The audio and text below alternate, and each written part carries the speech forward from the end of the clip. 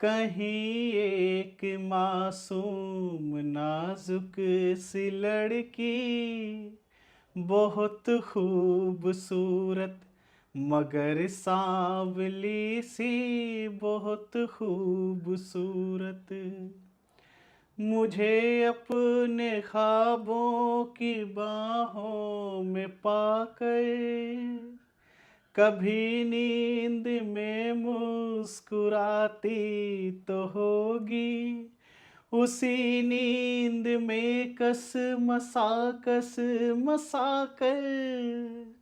सिराने से तकिए गिराती तो होगी, कहीं एक मासूम नाजुक सी लड़की।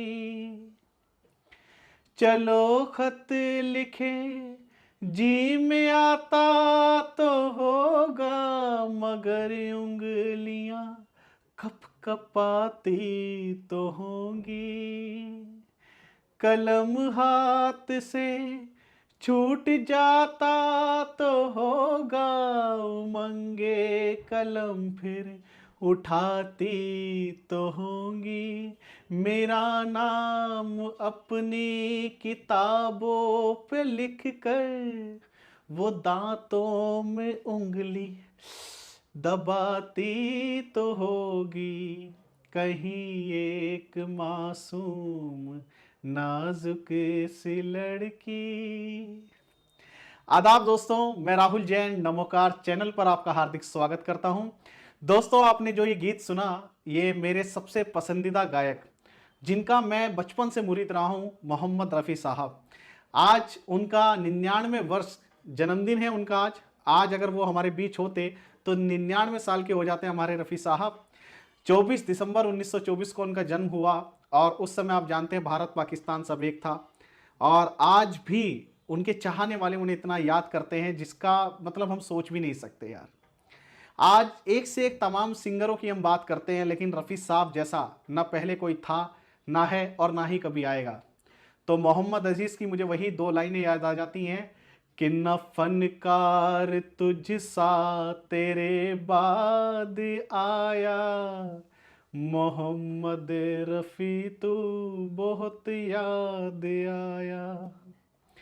तो रफ़ी साहब ने मेरी ज़िंदगी में कितना परिवर्तन और कितना बेहतरी, मतलब उनके गानों से क्या कुछ मैंने सीखा है मैं आपको बता नहीं सकता। मतलब शब्दों में वर्णन ही नहीं कर सकता उन सब बातों का। बस मैं ये कह सकता हूँ कि रफ़ी साहब के चाहने वाले उन्हें हमेशा याद रखें, इसी तरह अपनी मोहब्बत लुटाते रहें। और रफ़ी साहब के कैरेक्टर से हम क्या कुछ नहीं सीख सकते यार। एक मुस्लिम घराने में पैदा होने के बावजूद उन्होंने कभी भी किसी दूसरी औरत की तरफ निगाह उठाकर भी नहीं देखी। उनकी एक ही वाइफ जिनसे उन्होंने सबसे ज़्यादा मोहब्बत की।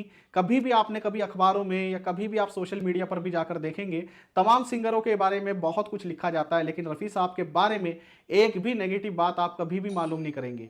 कहीं भी उनके बारे में कभी भी कोई ऐसी नेगेटिव बात नहीं छपी। तो जाते जाते मैं फिर से आपको मोहम्मद रफ़ी साहब का एक गीत सुना देता हूँ, जो मेरे पिताजी अक्सर गाया करते थे और मुझे भी वो गीत बहुत पसंद है।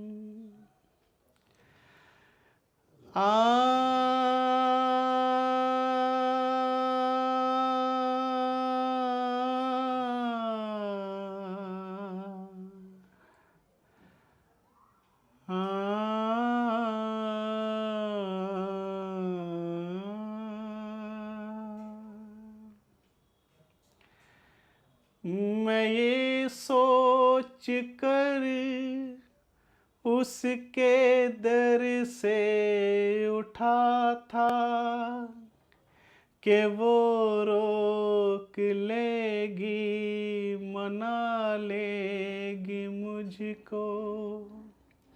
हवाओं में लहराता आता था दामन के, दामन पकड़ कर बिठा लेगी मुझको।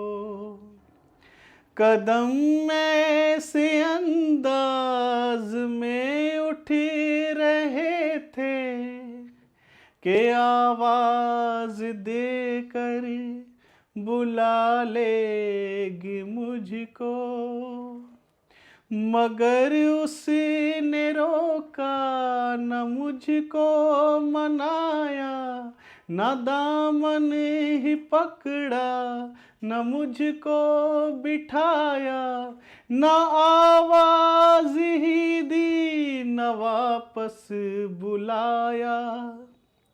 मैं आहिस्ता आहिस्ता बढ़ता ही आया, मैं आहिस्ता आहिस्ता बढ़ता ही आया, यहाँ तक कि उससे जुदा हो गया, जुदा हो गया, जुदा हो गया, मैं जुदा हो गया।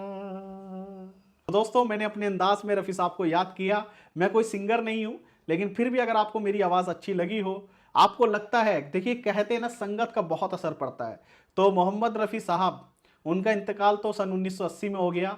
हमारी खुशनसीबी नहीं थी कि हम उनसे मिल पाए, लेकिन फिर भी हमने उनके गाने सुन सुनकर जो सीखा है, अपनी लाइफ में इंप्लीमेंट किया है, उससे मैं ये बता सकता हूँ कि मैं कुछ और बन पाया कि नहीं बन पाया, लेकिन एक बेहतर इंसान बनने में मुझे बहुत मदद मिली है। और अगले साल 2024 में मेरी पूरी कोशिश रहेगी कि नमोकार चैनल की तरफ से हम एक ऐसा इवेंट ऑर्गेनाइज करें जिसमें दूर दराज से बुलाया जाएगा मोहम्मद रफ़ी साहब के सभी चाहने वालों को। आपको ये वीडियो पसंद आया तो इसे लाइक कीजिए, चैनल को सब्सक्राइब कीजिए और कमेंट बॉक्स में वो 2 लाइनें लिख डालिए अपने फेवरेट सॉन्ग की।